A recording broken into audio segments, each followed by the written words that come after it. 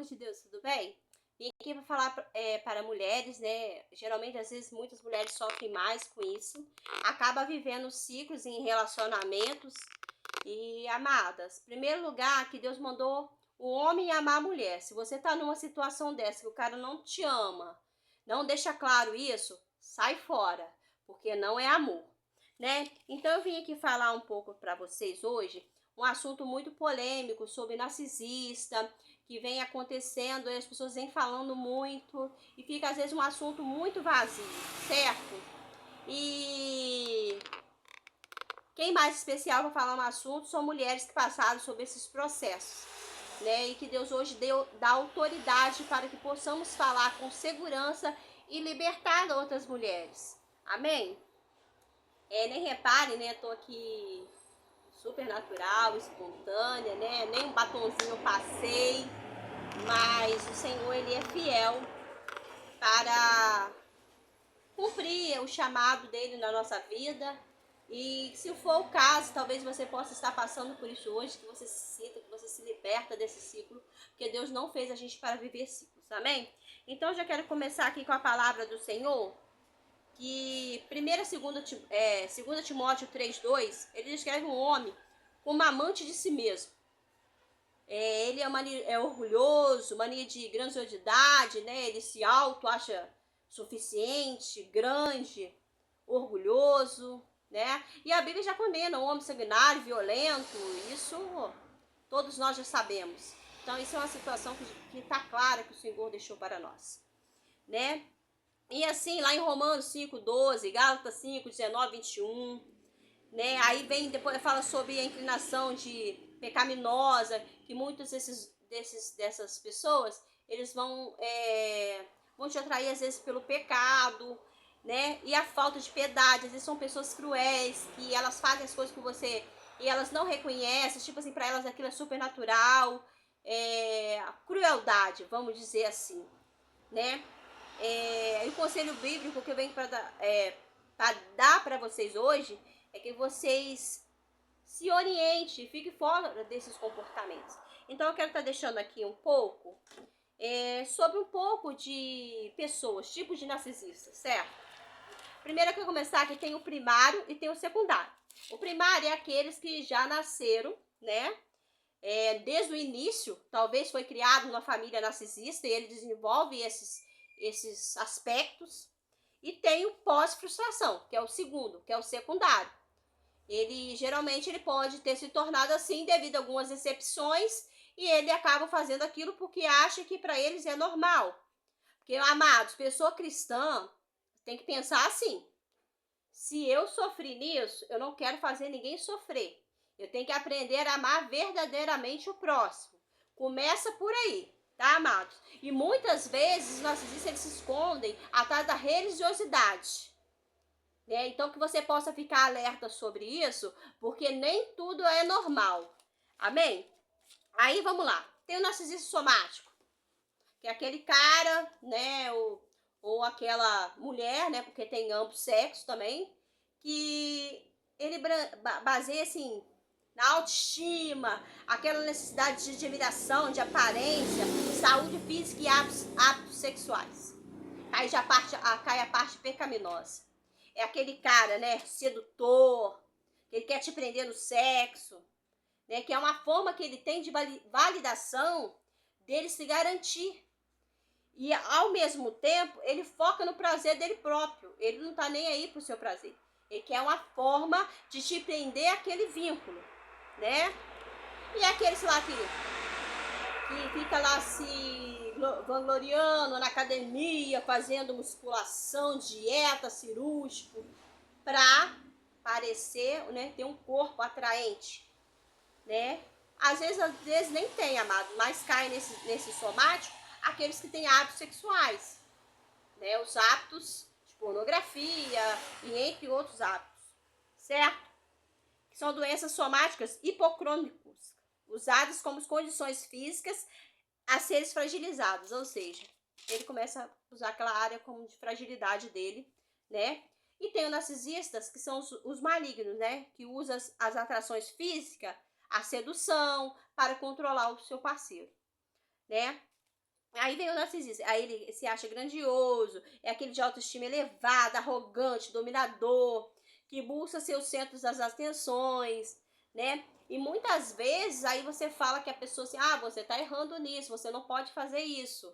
Que é um relacionamento, você posiciona, tem outra mulher dando em cima, você fala, não, eu tô relacionado. Aí aquele cara que ele se esconde, ele não assume, ele fica se escondendo, se escondendo atrás da religião, como ele não tem ninguém, né? E fica lá fazendo o bom samaritano e por trás do oculto ele é um homem que não, às vezes, nem está agradando a vontade do Senhor e ainda está covardando com outras pessoas, certo?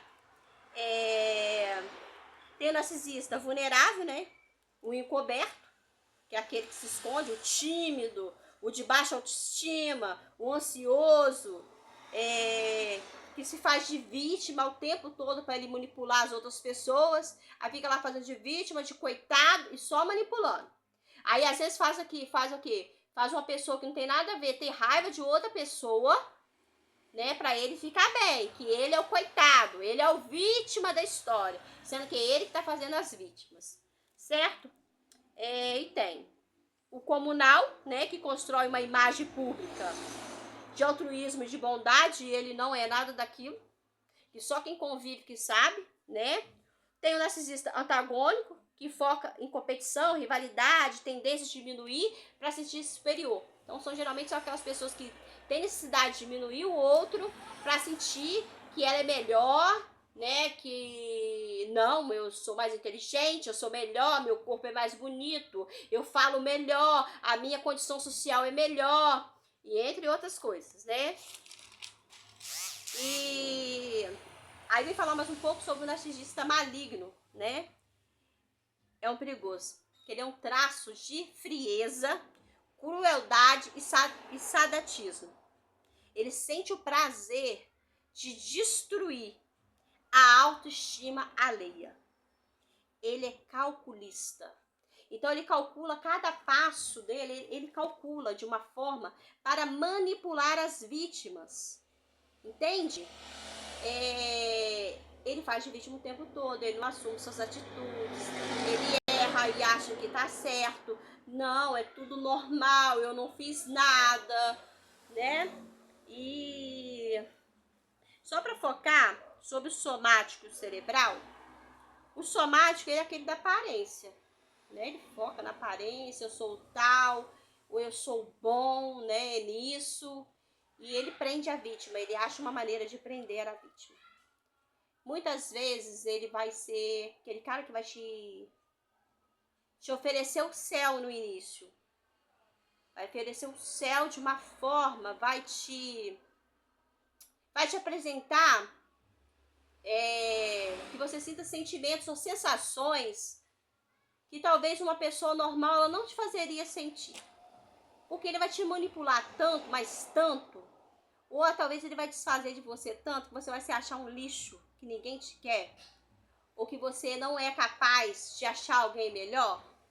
Tem esses também, amados, né? Tem essas pessoas que elas te sugam de uma tal maneira e eles fazem tudo de caso pensado. Não vem pensar que, é homem de Deus, mulher de Deus só porque conhece a palavra de Deus, não, porque até o diabo conhecia a palavra, tá? Que vocês fiquem atentos aí a esse posicionamento que eu tô falando com vocês. O cerebral, ele foca nas prioridades do intelecto. É aquele que acha que tem um conhecimento bíblico, né? Eu tô falando dos que escondem atrás da igreja. Ou aqueles que têm muito conhecimento científico e acham que é melhor do que os outros. Então, eu venho deixar esse esclarecimento para vocês, porque o Senhor ele não quer que ninguém vive ciclos. Certo? Aí eu vejo muitas vezes pessoas falando, narcisista. Entenda, tem vários tipos de sequência. Talvez você vai escutar eu falando, talvez você até já desenvolveu algum quadro desse. Porque tem pessoas que desenvolvem depois da frustração. Mas eu venho te falar que o Espírito Santo, ele liberta e cura. Mas basta você reconhecer que você precisa mudar e deixar o Espírito Santo atuar na sua vida para que você mude. Porque Deus não fez ninguém assim. Ou se você foi criado num ambiente que te tornou assim, eu venho te falar que tem libertação. Amém? Porque isso é coisa do maligno, isso não é coisa que vem de Deus. Se é coisa que você adquiriu depois de um fracasso, de umas decepções, desilusões, frustrações sua, entenda que ninguém tem nada a ver com as frustrações que você teve durante a sua vida. E eu venho te falar que o Senhor, Ele muda quadro, Ele muda história. Se você deixar o Espírito Santo entrar na sua vida, Ele limpa seu coração, Ele mede a sua mente e te faz um novo homem ou uma nova mulher. Agora, ficar vitimizando, fazendo-te vítima o tempo todo, amados, não dá. Não dá, porque o Senhor, Ele condena pessoas assim. Oração de pessoas assim, elas não são ouvidas no céu. Por mais que às vezes tenha alguém de joelho orando e ela pagando o preço, colocando a mão às vezes nem onde devia, porque às vezes nós temos que verbalizar, falar: Senhor, eu sou falho nisso, me cura. Senhor, eu sou falho nisso, me transforma. Mas aí vai ficar vitimizando até quando? Manipulando as pessoas até quando? Fazendo o que é o bom samaritano ou a boa samaritana e não é. Eu venho falar para vocês, é a verdade que o Espírito Santo me direcionou essa tarde. Eu não estou aqui trazer mamão com açúcar, porque pregar rosas é fácil, pregar o espinho é difícil, porque ninguém quer ouvir essa geração de Nutella que só quer comer o doce e não quer tomar o fel, porque a palavra de Deus, ela corrige, ela transforma caráter. E se estiver te afrontando, amados, faz uma análise espiritual, que talvez você está precisando de uma cura.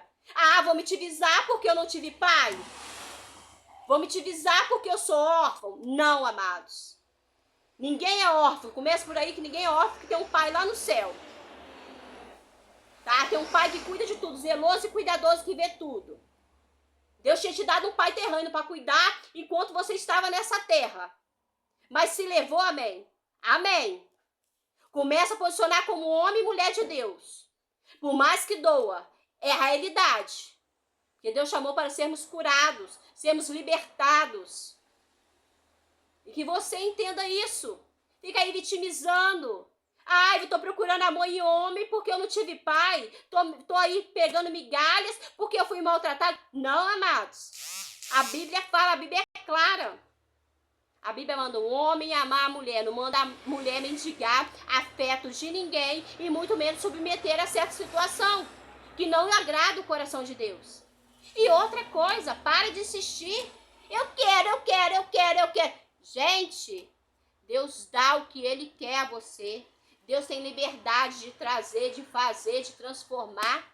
Tá insistindo em relacionamento, às vezes, que Deus quer te tirar. Aí tá aí mendigando afeto, mendigando atenção. O que vem de Deus é pleno. O que vem de Deus cura, não deixa doente.